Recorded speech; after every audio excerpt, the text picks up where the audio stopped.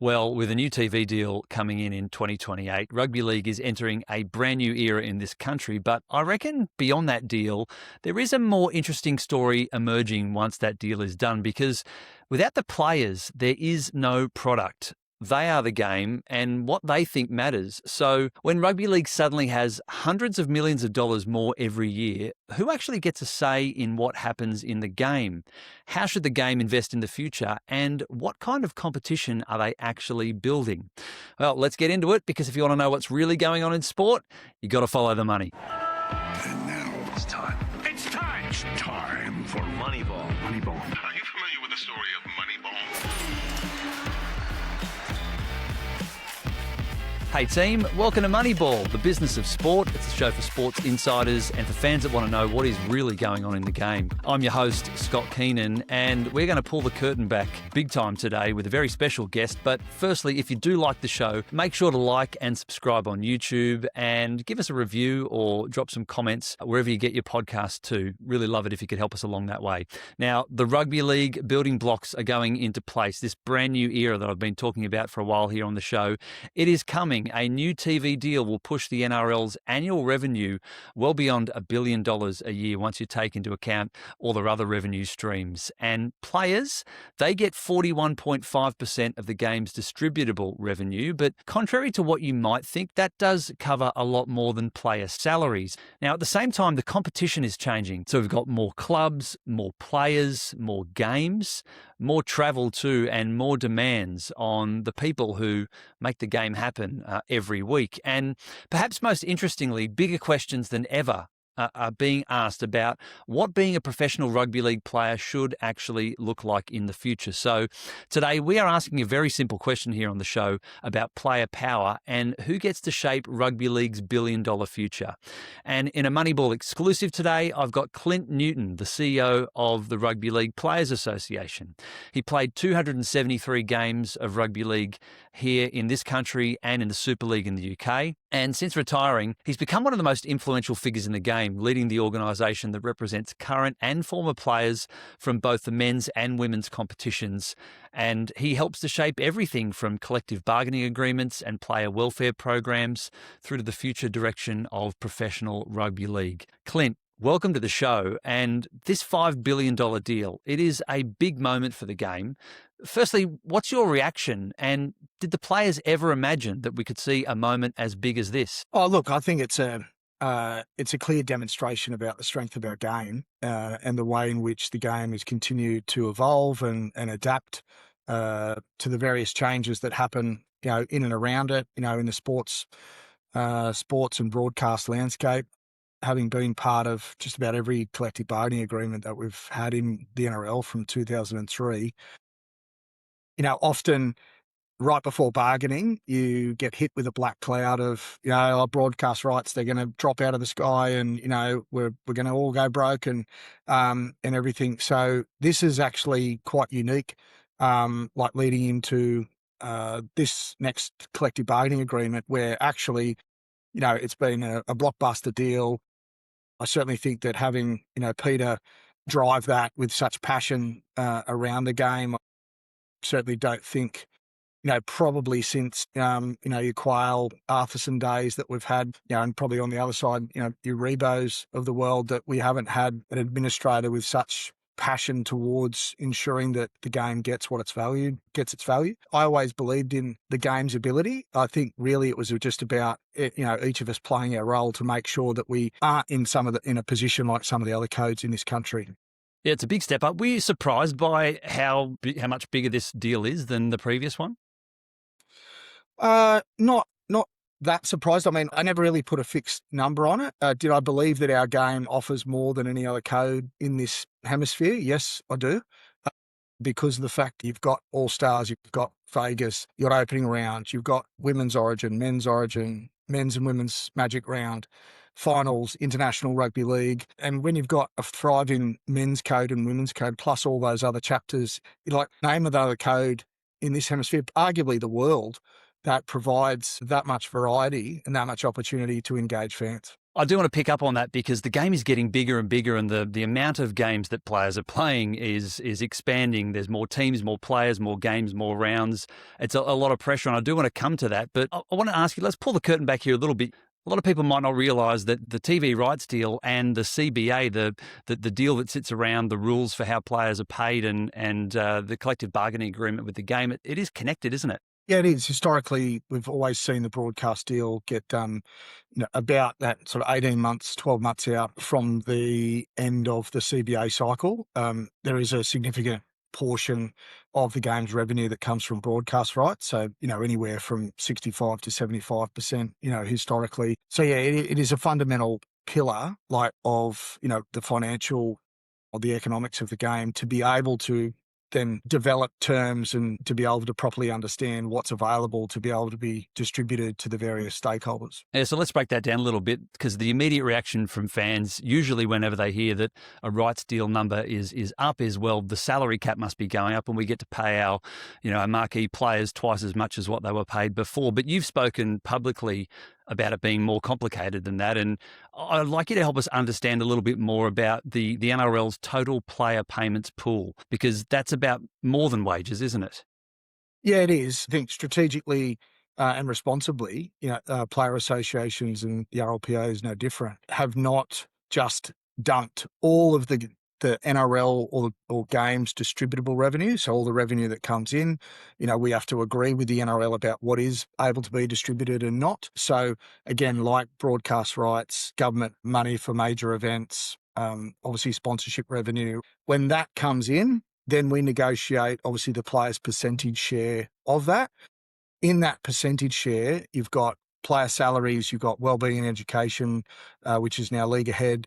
You've got retirement accounts, you've got injury hardship fund, past player medical support fund, men's and women's payments, rep payments, training wage, supplementary list. Every one of the funds that sits away from player salaries was established by players, to be able to say, hey, it's not just about, putting money in the pockets of players. It's also about future-proofing them, hopefully, and putting them in a position that it's not just about the time in which they play, it's also extending beyond that. And for the first time in our last CBA, we secured the ability to invest more in the past player space. But when the broadcast and revenue increases, some people will think, oh, well, that should mean that players give away, their rights, or that should mean they'll compromise. Well, no, the starting point is maintaining your percentage share. Then if the clubs want something, or NRL wants something that is of value to them, then you would look to increase your percentage share. Yeah, so that percentage share at the moment is 41.5% of the distributable revenue. And I know that's your starting point for the negotiations when you start talking about the next collective bargaining agreement. So now we know how this model works a bit more. What are some of the things you think that should be invested in the future to keep, I guess, building on the player welfare, not just for when they're playing, but outside of the game and around the game and when they retire? What are some of the initiatives you're thinking of already for this next CBA? We want our code, both in the men's and women's game, to be the sport of choice. So yes, one of the driving factors of that is, what sort of earn can I get out of it? How can I set myself up for the future? Particularly given the high risk nature of the game, and the average career length of a player is anywhere between 3 and 5 years. That's a lot less for the women. I think based on where the game's at, players will go up a fair whack from a salary cap perspective. But I think the past player space is still massively under-resourced. I think some of the funds that you've seen other codes like AFL and even, the NFL, the NBA, these types of codes, globally put money into various funds that are, going to be able to help past players long beyond their time on the field. Because one of the key things here that a lot of people don't realise is athletes in this country are excluded from the workers' compensation legislation. So any injuries that they sustain whilst they're working, they're employed by a club, they are not compensated for post-career. So again, if that means that an injury that you've sustained at work reduces your employability and means that, your ability to go and work in, different chosen fields because you've got injured, you don't get any compensation for that. You have to basically self-insure. You have to put this money into funds to be able to pay for surgeries and pay for rehabilitation. And I certainly think that pot needs to expand significantly So when a Because player, how might that work in practice, right? Because sorry to interrupt you, but I'm thinking a lot of people would think, well, players are really well paid; they should be putting money away for the future. But as you said, like a lot of players don't play lots of games and they don't earn lots of money. They might have a career cut short by a bad leg break or an ACL injury or something that means that when they've decided to finish playing or that they can't play on anymore, they might not be able to go and do a job in construction or in mining or in something physical. They might then be, need to retrain for like a more of a white collar job. But if that doesn't sort of fit them, it leaves them in a bit of a tricky situation, doesn't it?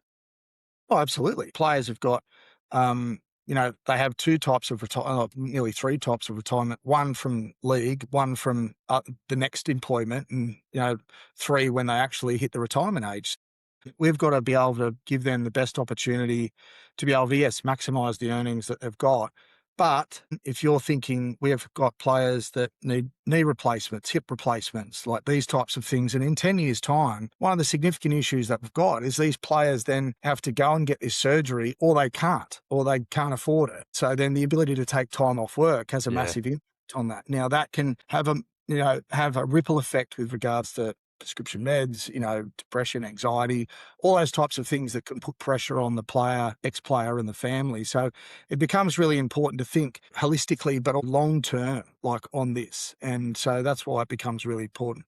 I know you've got a CBA negotiation coming up, but does the NRL consult players on the media deal? We put forward some of our schedule principles and some of the things that are important for players and that we'd like to think the NRL will respectfully consider, and I certainly believe Peter respects the players and our role in that, and he's demonstrated that by meeting players on multiple times with us to discuss game-wide matters and issues and bring them in the loop with various things. But yeah, I think there is a consultation part, but obviously we're not looking for agreement rights on broadcast deals nor clubs. I mean, the game is responsible for that, and we have to trust their leadership and their ability to negotiate the best terms.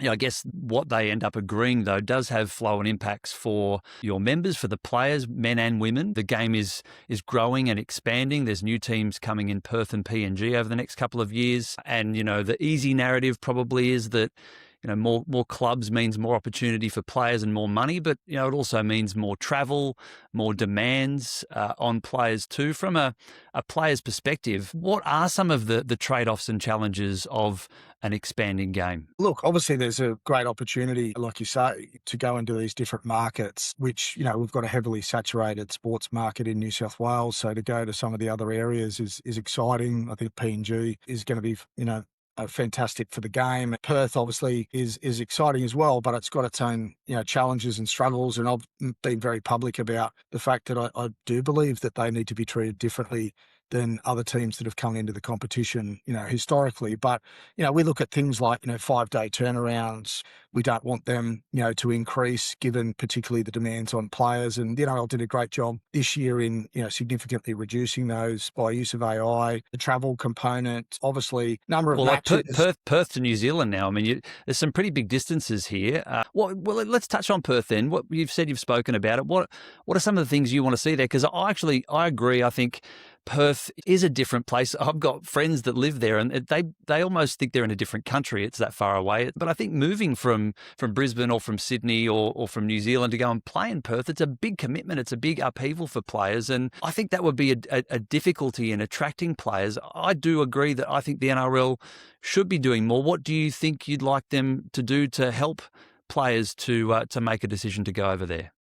Yeah, I mean, we've advocated for this for 18 months, around the fact that we've never wanted to push for an increase in salary cap for Perth because that can, damage the integrity of the cap and, set new benchmarks for players that are sort of unrealistic for the other clubs.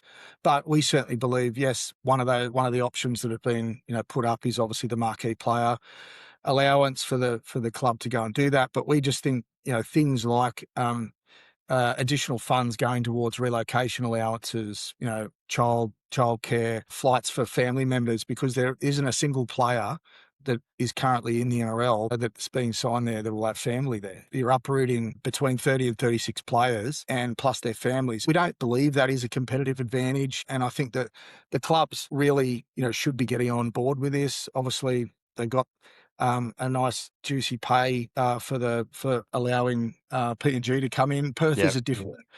is a different thing altogether, and everyone's going to benefit by an increased broadcast rights deal. So ultimately, there is a benefit already being passed on to clubs via that. We just think for the integrity of the competition, no one wants to see Perth not go well. They've got some great players that have gone there now, but we do believe that they should be getting more additional support. Yeah, and the reality is that the decision's been made for the team to exist and to compete from 2027. So it should be everybody's job in the game to get around it and to do whatever it takes to help it succeed. It doesn't mean, in my view, that they should have a competitive advantage necessarily. But I think the things you're talking about are pretty common sense. And when you think that young families, are going to be moving literally across the country, 5 hours away from their support networks, I would have thought some additional help like that would go a long way to making that a successful franchise and getting it up and running in the way that it needs to. The next step would be a 20th team, and it's not clear yet where that might be. Maybe the South Island in New Zealand, maybe it's somewhere else, and I don't know if the RLPA has a position on that, but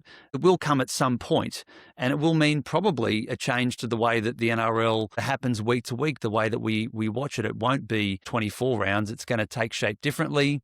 There might be fewer games, or maybe a window for State of Origin to sort of make up for some of those weeks that are lost if we just play each team once during the course of the season. How much do you reckon players should have a say on how the competition shapes up in the future? And like, if I gave you a blank piece of paper, what would you write down as what that 20-team comp should look like? This is obviously will have been decided by the time that we get it with regards to what the broadcast deal looks like. So I'll be interested to see how they've structured that. Again, we've surveyed our players at the back end of last year, and they believe the next team that should come in is in New Zealand. I think there's a great opportunity to do that in New Zealand. I think rugby's in quite a challenging space right now, given there's a real bottleneck with regards to opportunity at the elite level, and I think that's also connected to the women's game, given the fact that really women that want to play contact ball sports only have the sevens program in New Zealand, really, that is going to be paying them something, whereas I think we can definitely put another team over there, or potentially move a team that is currently in this competition and put it over there strategically. That's controversial.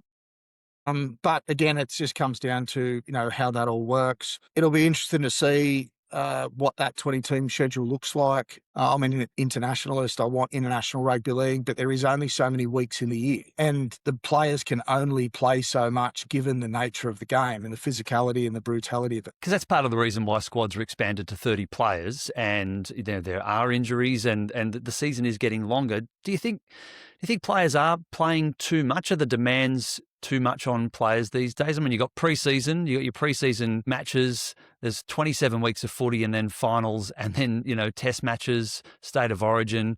It's so much different to when I was a kid, and I've got mates who play, and I do think about the impact on them to stay up for so long during the year. What's your take? Ideally, you'd like around a 22-round competition to be able to fit international rugby league in, fit leave entitlements, fit preparation time in. If the rounds are not going to be reduced based on whatever the deal works out to be, then certainly in our view, we need to start looking at, increasing squad sizes again. And that is also because we're expanding the competition. So the more players that get exposed to high performance environments and professional environments, then that opens up more opportunity for new clubs to come in and get players that are just not straight out rookies that haven't played a whole lot of NRL or haven't been participating in a professional environment. I want to shift gears a little bit here, because I think another change that I'm seeing in modern sport is that athletes aren't simply athletes anymore. They're media properties, and they're brands, they're businesses. And look, over the years, I've worked around sports partnerships and sponsorships, and I do find that fascinating. I've worked with a lot of players directly, and you can see the commercial value that sits with them as players themselves. But I know in rugby league, there are quite a lot of rules that probably a lot of fans and sports insiders aren't aware of, that relate to the commercial arrangements around protected partners, around club rights and group NRL intellectual property and how players are supposed to be used and what they can do themselves. And I'm wondering what your opinion is about whether rugby league has fully kept pace with the reality of what it's like to be a modern athlete and to be a brand and a person that is in demand publicly. And should they be able to monetize themselves in the way that so many other people are outside of this sport? I'll start with the end question. Yes, I do think they need to be able to monetize their IP. Obviously, in the last bargain, we secured the players' group IP rights, so that's for the use of 3 or more players. The way in which clubs and the NRL can use players. So you've got your NRL distributable revenue, and then you've got this other big white space in our view that is how the players and the clubs and the game can work together on growing the profile of the game, but also allowing players to commercialise their IP via the use of club and NRL IP. So right now, players cannot go and use club and NRL IP and be able to commercialise that in that way. So that means in practice, if they want to be in an ad for a sponsor of them personally through a third-party agreement, they can't appear in their club or NRL wear. Is that right? Not without obviously working through that with the NRL, and that has restrictions placed on it based on protected partners and the categories. So, for example, Kalen Ponga couldn't do a deal with Optus because the NRL is sponsored by Telstra. No, and look, we wouldn't. I think there's so many more other opportunities without putting players against NRL partners, because I think sponsors like your Telstra and your Westpac and obviously the broadcast providers and these types of major partners invest a significant amount in the game. What we're saying is there's a lot of other categories and there's a lot of other opportunities out there, particularly for the women, as we look to bring up women's payments. Whilst we're sort of waiting, to be able to put that in the best possible position that is, sustainable and that it's generating some significant revenue that can be distributed back to the women, there's this IP rights, discussion that we need to have, particularly when you look at players like Alona Mar, like Caitlin Clark, like as an example. People wouldn't know that she only got paid $85,000, US because she was a rookie. Millions off the court via the use of her IP, and Alona Mar's the same. Now, in our view, we should be really looking at that and moving above industry standard. And so this is where I think the women's game has the ability to attract the biggest players or contact sport players in the world if we were able to have a good, salary cap, and allow the top players to earn that, but also be able to commercialise themselves away. What's in practice? What's stopping that from happening now? Why can't they use their own IP in the way that you're describing?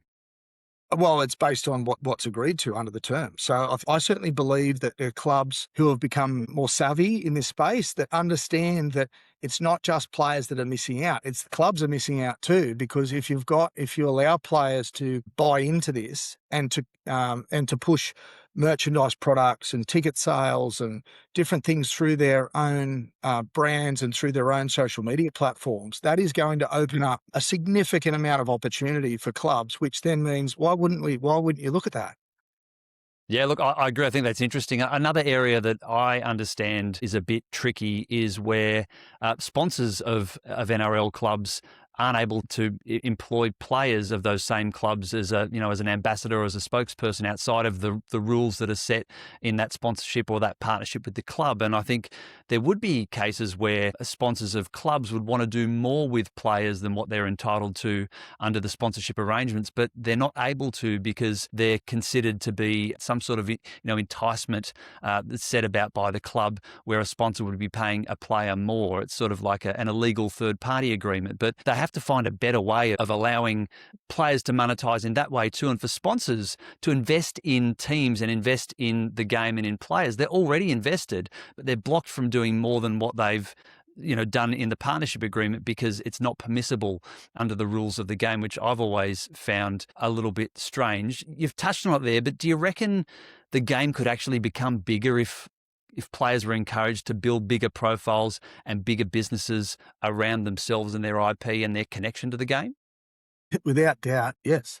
Like, we absolutely would obliterate every code in this hemisphere if we were able to actually move in line with, the other codes, particularly in the US. They've got a more mature model. They've been doing it for much longer. This dates right back to in the baseball days when Marvin Miller first established, player cards and trading cards and worked through that. There is a real appetite, for it. I think that we've got such a fantastic level of diversity in our game. I think our players are authentic. I think they're relatable. They're good people. That are community focused. And I certainly think that we're in a really strong position. If we were to work together on that, I think that there is so much opportunity to continue to grow. Clubs have a significant role to play here. And I really believe that we need to stop the whole shrinking to greatness, type attitude where some of the clubs will say it's too hard and you have more opportunity. Well, in my view, that's bullshit.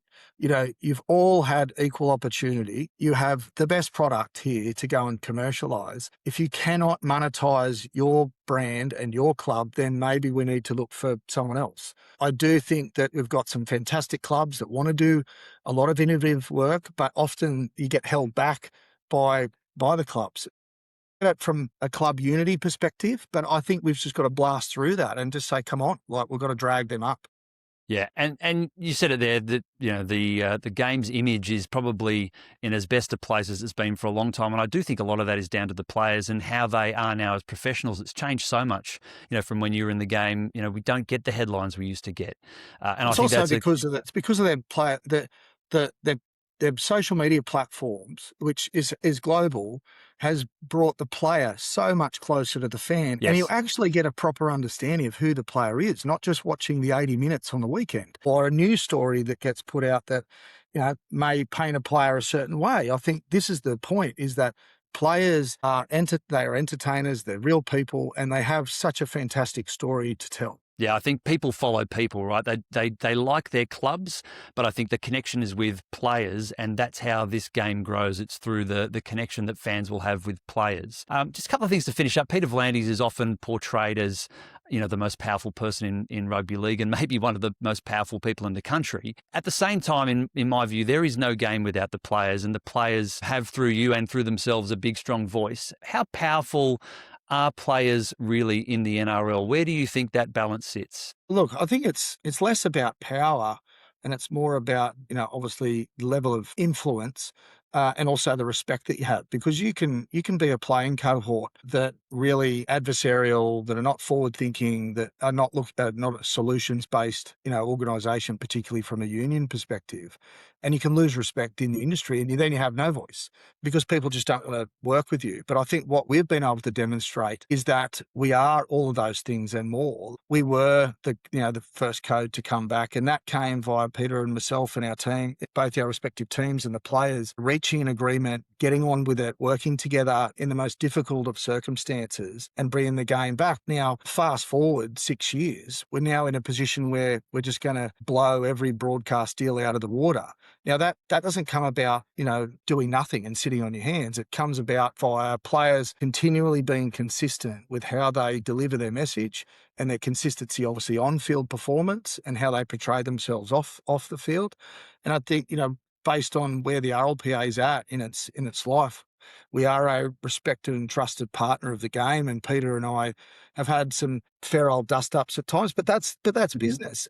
But we respect each other, and he's old school, very much like how I was brought up. You can negotiate hard, and I think that's important. People want to see how passionate you are to represent your people, and so, because I think that does build trust and confidence in the fact that this isn't someone that's just trying to use this as a stepping stone to something else. You're in, and you're all in, and you want to make sure the game is reaching its full potential. Yeah, and I do think you're right. The players do have the respect of the administration, and you see that in the way that Peter and other executives talk about the players. A lot of fans do watch and listen to this show. I've kind of been surprised, actually, how much it's taken off and how many fans have engaged in it. I want to ask you, what do you reckon is the biggest misconception that fans have about what it's actually like to be an NRL or NRLW player? To be honest, Scott, I actually think our fans are really well educated now, like more educated than they ever have been. And that's largely due to people like yourself and other podcasters and influencers and the way in which the media landscape has changed that allows people to look behind the curtain because, a lot of the time, even dating back as early as 6 years ago, 7, 8, 10 years ago, you only had really a couple of forms of media, to get all your information. And then you kind of just had to go, well, do I trust it or not? And whereas now, I think there's a significant increase in level of accountability on reporting, because there are so many other people that can debunk it or say, well, that's not right. And they've actually gone and got the information and done the work to be able to understand what they're talking about. I think fans are absolutely across, the risks that are associated with the game, the intensity of the game, the career length of the game, and what the player's contribution is. I think probably the biggest misconception is the fact that they would believe that clubs pay the players' salaries, and they don't. Like the money goes from the NRL to clubs to players, so it's a pass-through. Other clubs put $1 towards the top 30, top 36, or the women's, payments. Sure, they invest in the other things around the high performance environments and staffing and those types of things, although we still haven't secured minimum standards across our men's and women's game. But I believe that there is a misconception that when we are in dispute, like about pay or anything like that, it's taking from clubs to pay the current players. That's not true. Like it goes from the NRL to clubs to players. And then clubs obviously retain 100% of their revenue, and they get probably north of $5.5 million cash to spend on the things that they see fit. Now, clubs are all profitable now, and that's great, and that's necessary. So that's a real positive. And look, rugby league is doing well. It's basically a $1 billion business under this new deal. If there was one thing that you could guarantee for every player who enters the game over the next generation because of this investment, and because of the strides that you've made as an organisation, what would that be? We'll treat you as good on the way in and during your career as we do on the way out. That's the biggest thing that I want and we want as an organisation, to make players feel and know that it doesn't matter if you play one game or 10 years, or 50 tests or whatever it is you play. We'll be there and the game will look after you. And we will make sure it's not free handouts. It's just the fact that I think everyone wants to be treated the same on the way out as you are on the way in. That's great. And look, I think you've got a really tough job. Anybody representing a big group of disparate people, you're representing women and men, and you're doing a job on all of their behalf all of the time. It's much more complicated than a lot of fans and journalists would appreciate. And so I congratulate you on that. And I wish you all the best for, going forward when this deal is done and you've got that next round of CBA negotiations. I'm sure it will be tricky, but with a, respectful relationship with the administration, you'll be working hard for a great result for the players. So, mate, I do thank you for spending the time to explain some of that here today on Moneyball. Yeah, Scott, thank you. I love what I do. We've got, a fantastic group of players and past players, and I've got, in my view, the best team to support me and drive the industry forward. So the game's in a good spot and look forward to getting amongst it. Moneyball.